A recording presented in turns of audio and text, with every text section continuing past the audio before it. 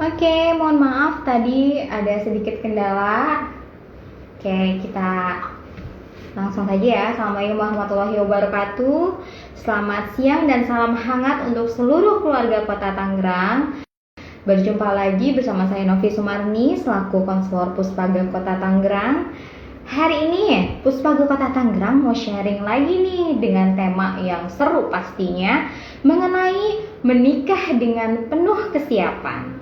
Tema yang ditunggu-tunggu nih ya kayaknya sama pasangan yang akan menikah. Nah, ngomong-ngomong nih tentang kesiapan itu sendiri, persiapan. Ingin sukses dalam bidang apapun, kita perlu mempersiapkan diri. Tanpa persiapan, yang mudah pun akan jadi sulit. Sebaliknya, dengan persiapan penuh, yang sulit pun menjadi mudah. Yang berat akan lebih ringan kita hadapi. Nah, oke, tentunya aku nggak sendirian nih sharing mengenai menikah sepenuh kesiapan. Aku akan ditemani oleh Ibu Arshita Sriwardani, profesinya sebagai psikolog, yang biasanya dipanggil Ibu Shita. Oke, bisa langsung kita undang ya. Sebentar.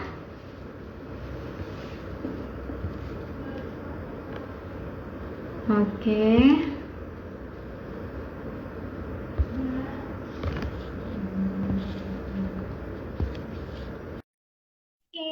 Bu Shita. Kita tunggu.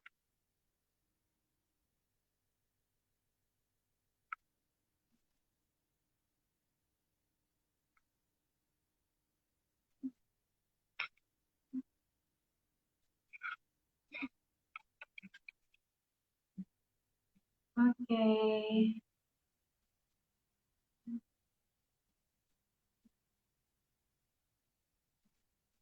Halo, ada suaranya?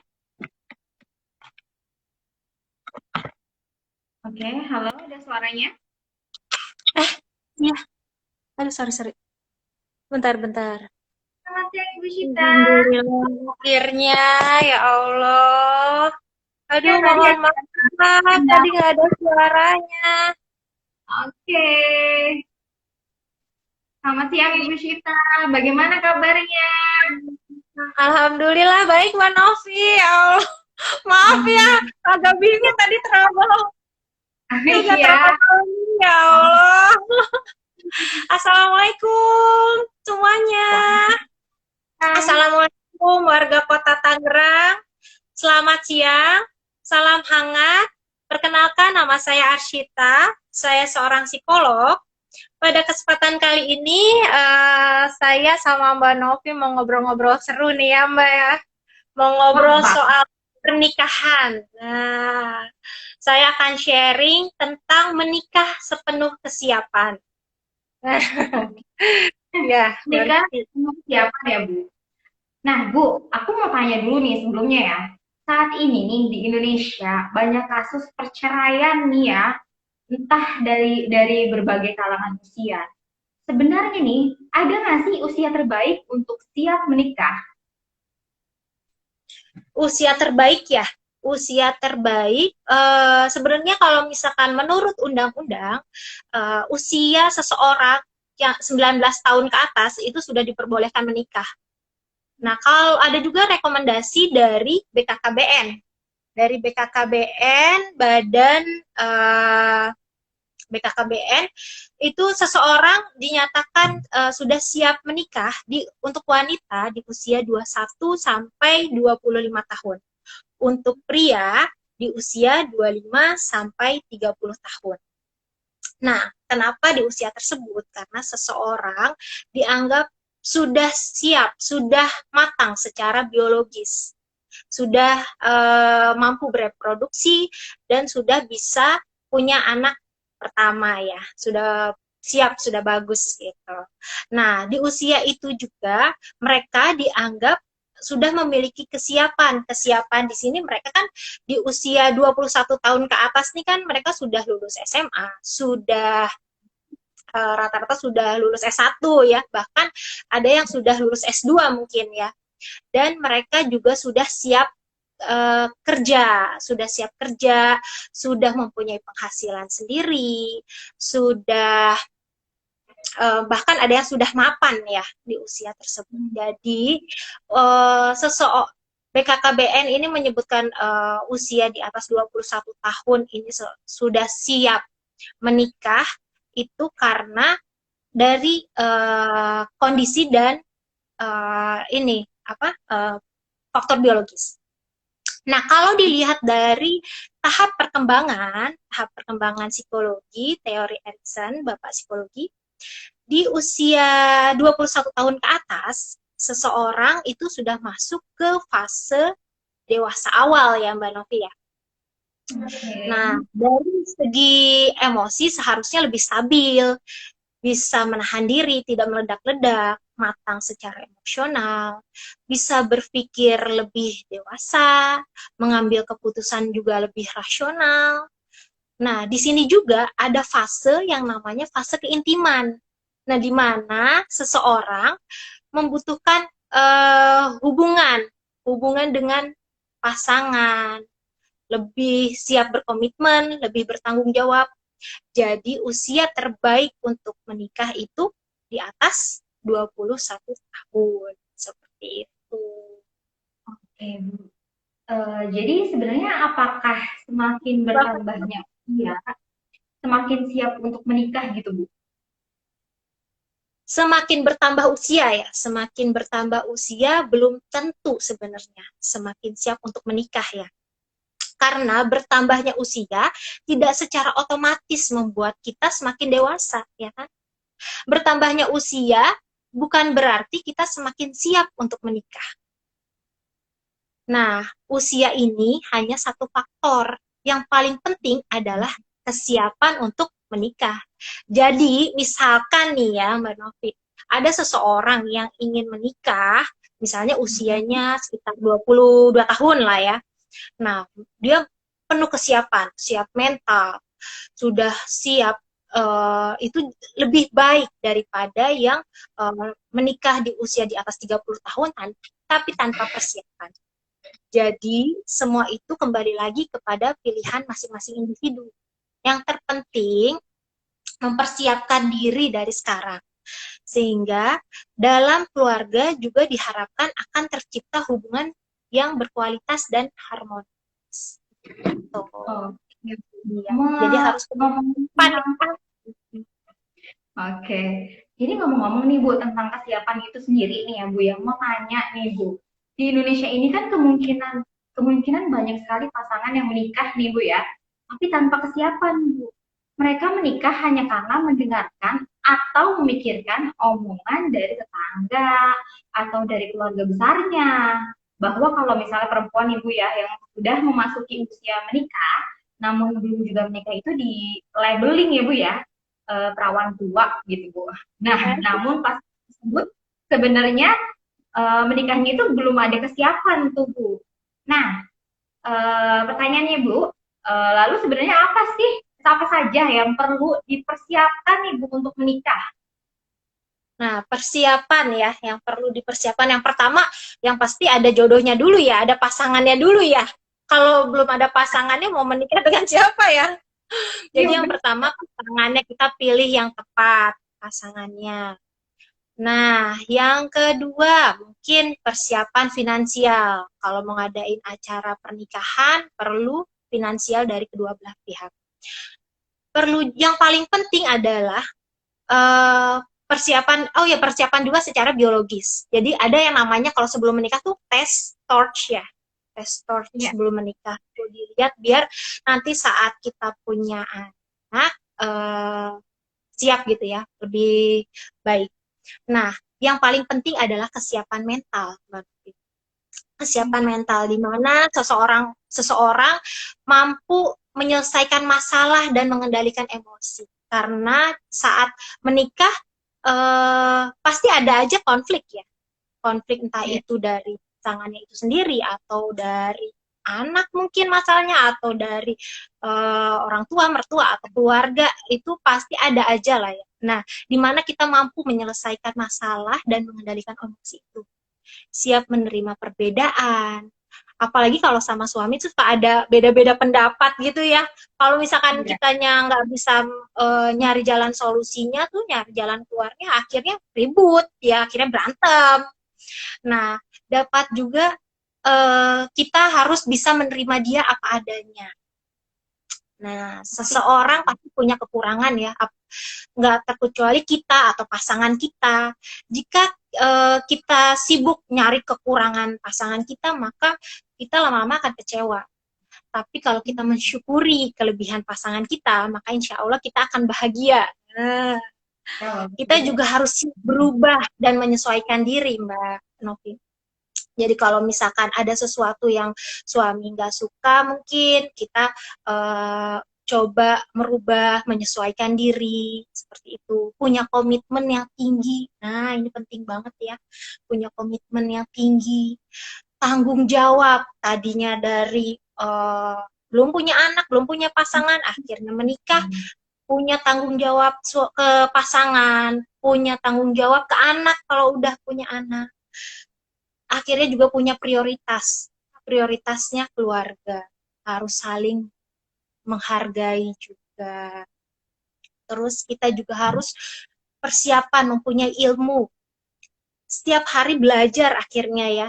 Kalau udah menikah akhirnya setiap hari belajar. Ya belajar parenting, ya belajar masak.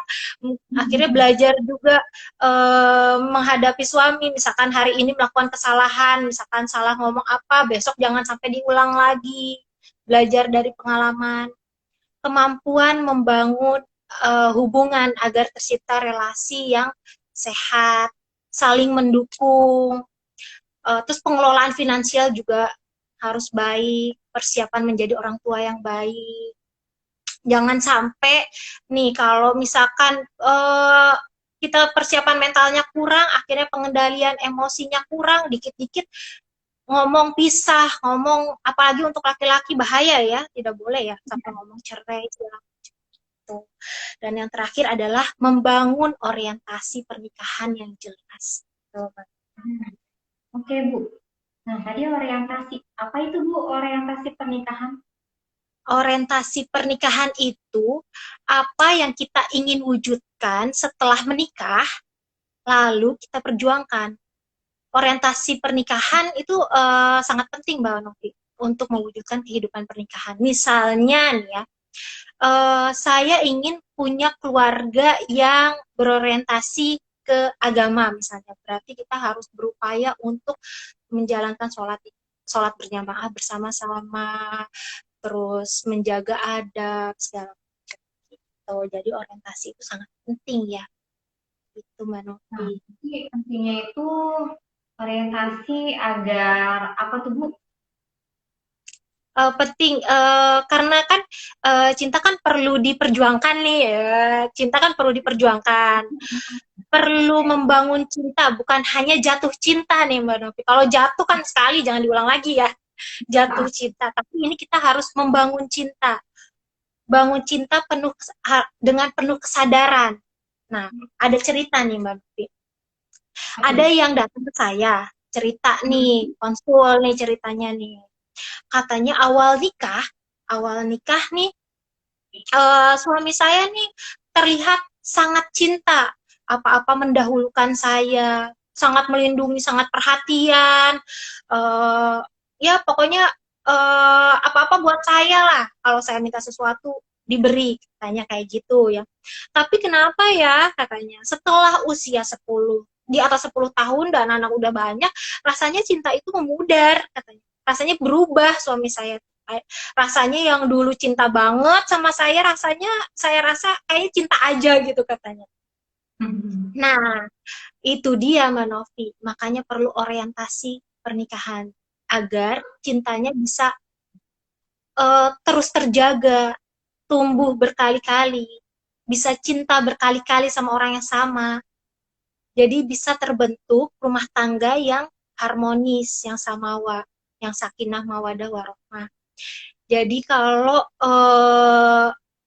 jangan sampai sekarang nih, kalau misalkan ngobrol sambil megang HP ya sekarang ya, kalau ngobrol eh, ah ini gimana ya ini, kadang nggak karena sambil main HP, kadang jawab seperlunya, nggak kayak dulu katanya, berubah. Makanya itu perlu orientasi, kita harus jaga terus. Jadi orang yang punya orientasi pernikahan akan berusaha menjaga hubungan pernikahannya itu. Tuh Mbak Novi. Jadi berarti sebelum menikah itu kita harus pastikan gitu ya Bu ya, bahwa pasangan kita itu sudah tepat untuk kita. Iya, benar banget Mbak Novi. Jadi harus bisa memilih pasangan yang tepat gitu ya Mbak Novi ya. Jadi menikah kan bukan sehari 2 hari, bukan sebulan 2 bulan, tapi menikah kan untuk selamanya, untuk sepanjang umur kita, sepanjang sisa umur kita. Jadi kita harus memiliki harus bisa memilih pasangan yang tepat. Harus di screening dulu nih ya, milih pasangan ya. Jangan asal mentang-mentang ditanya terus kapan menikah, akhirnya siapa aja deh yang mau nikah sama gue, udah deh ayo gitu. Bukan yang seperti itu, tapi kita juga harus screening, harus memilih, harus bisa memilih.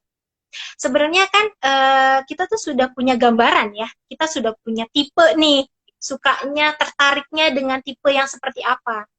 Entah itu agamanya, atau itu misalkan pendidikannya, aduh saya sukanya yang lulusan dari sini misal. Sebenarnya kita udah punya pandangan itu ya, udah punya gambaran, udah punya tipe pengen yang seperti apa.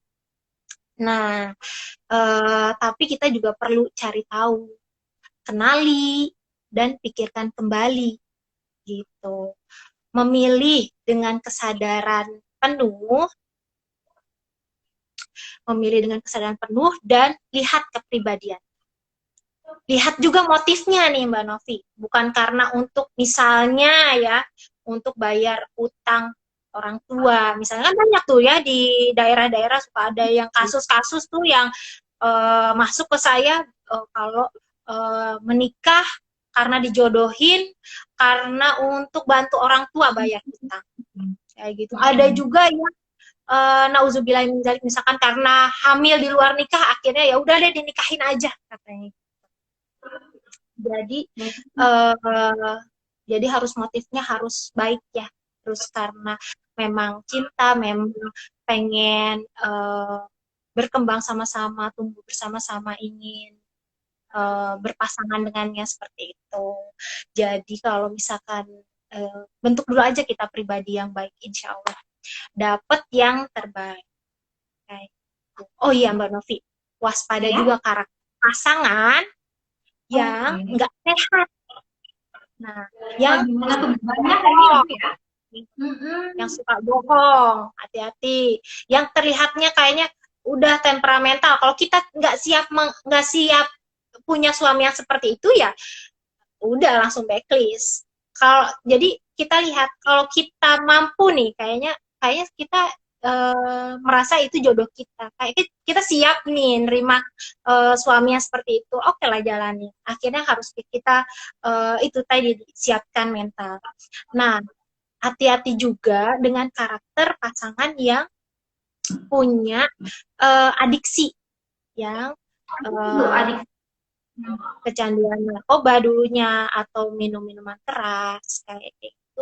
Itu harus backlist ya seharusnya ya gitu. Sebenarnya itu pilihan juga sih Bu ya, terhadap individu itu sendiri, betul banget pasangannya ya. Betul banget Mbak Novi ya. Makanya ada teori Mbak Novi nih, tambahan nih, ada teori stimulus, value, dan roles. Nah, stimulus, jadi stimulusnya ini saat kita bertemu dengan seseorang, nah merasa ada gerengnya gitu, ada daya tariknya. Padahal nggak ganteng mungkin, nggak cantik, tapi dia punya daya tarik buat kita, entah itu dari agamanya, atau orangnya baik, santun, atau bahkan kerjaannya, atau lulusan dari universitas mana misalnya, dan lain-lain. Itu jadi ada stimulus yang ngena gitu ke kita tuh. Jadi perasaan kita ada yang beda sama orang itu, ada yang beda gitu. Jadi kita ngerasa kayaknya dia nih orangnya, jodoh kita. Dia nih kayaknya orang yang tepat dampingin hidup kita. Kayaknya dari kelemahan, kelebihannya kita siap nih untuk hidup sama orang ini gitu. Itu stimulus. Nah, kalau value jadi kita menilai, punya saling menilai, jadi kayak saling menilai. Jadi kita menilai orang itu, dia punya tujuan yang sama kita. Kayak soal agama sama mungkin ya, pandangan tentang pernikahan kayak gitu. Jadi punya nilai-nilai yang sama. Nah, kita juga lihat role ya, tadi yang ketiga role, bagaimana masing-masing bisa menempatkan peran dan tanggung jawabnya. Jadi misalnya aku sebagai istri harus ngapain, terus aku harus sebagai suami harus ngapain kayak gitu. Jadi itu Mbak Novi. Jadi semuanya itu sebenarnya pilihan ya. Menikah di usia terbaik dengan persiapan yang terbaik juga gitu Mbak Novi. Headline-nya sangat penting nih Bu ya. Menikahlah di usia terbaik dengan persiapan terbaik. Gitu ya Bu ya. Iya Mbak Novi. Luar biasa banget sih Bu. Hari ini temanya sangat bermanfaat sekali ya Bu. Untuk pasangan yang akan menikah ataupun yang sudah menikah. Untuk selalu jaga keintiman nih Bu ya dalam suatu pernikahan itu sendiri. Jadi harus selalu bangun cinta gitu ya Bu ya. Iya. Oke. Ya, cinta kan harus dibangun, Mbak Novi. Harus terus dijaga, harus terus diperjuangkan ya. Jangan kalah sama yang pacaran ya. Gimana tuh yang pacaran? Bedanya gimana ya? Ya kalau masih Kalau yang pacaran tuh, kalau ada tuh yang suka datang yang curhat, oh waktu pacaran suka dibeliin bunga, kalau sekarang enggak katanya. Padahal istri pengen aja tuh masih apa, diromantisin, masih pengen diperhatiin gitu. Gitu Mbak Novi. Nah, berarti harus nih dibangun cintanya gitu ya Bu ya, supaya lebih intim lagi. Jadi nggak hanya hari ini, tapi kedepannya sampai tua nanti tetap terjalin gitu ya Bu ya, harmonisannya. Jadi penuh kesiapan keseluruhannya gitu ya Bu ya. Nah, Bu, nggak terasa nih Bu, udah di penghujung waktu ya Bu ya. Kita sharing hari ini nih. Jadi, boleh nggak nih Bu, Ibu sebelum kita tutup live hari ini, tolong sampaikan lagi nih mengenai kesimpulan tema hari ini bagaimana? Oh, jadi menikah ini harus dengan penuh kesiapan ya, harus dengan penuh kesiapan, penuh kesadaran, memilih jodoh dengan pilihan kita, dengan sadar, bukan karena mungkin ada juga yang perjodohan juga ada, mereka juga berjalan harmonis, gak ada, tapi pokoknya memilih jodoh yang tepat di usia kalau bisa yang pas gitu ya, yang sesuai dengan KKBN itu kan usia terbaiknya, menikah di usia terbaik, dengan jodoh yang terbaik, dengan pasangan yang terbaik, dengan kesiapan yang terbaik, agar hasilnya baik, bisa mewujudkan rumah tangga yang bahagia gitu. Amin. Jadi menikah tanpa kesiapan nih ya Bu ya, sehabis bulan madu tinggallah bulan-bulan empedu ya Bu ya, yang pahit-pahitnya habis bulan madu. Kalau sebaliknya, jika kamu menikah sepenuh kesiapan, niat yang benar dan orientasi yang kuat, manisnya pernikahan dapat kamu temukan sepanjang waktu. Benar nggak Bu? Keren banget Ibu, terima kasih ya Bu untuk sharingnya hari ini mengenai menikah dengan penuh kesiapan. Sama-sama. Nah, iya, makasih. Mohon maaf apabila ada yang kurang berkenan. Terima kasih semuanya sudah nonton. Terima kasih warga Kota Tangerang. Wassalamualaikum warahmatullahi wabarakatuh. Terima kasih ya Mbak Novi. Sama-sama Ibu. Jadi Bu, semoga sharing hari ini bermanfaat ya Bu bagi kita semua. Ya, terima kasih juga nih Bu untuk seluruh keluarga Kota Tangerang yang sudah menyaksikan live IG Puspaga hari ini. Jadi sampai ketemu di live IG Puspaga Kota Tangerang selanjutnya dengan tema-tema menarik lainnya. Wassalamualaikum warahmatullahi wabarakatuh. Waalaikumsalam warahmatullahi wabarakatuh. Ya.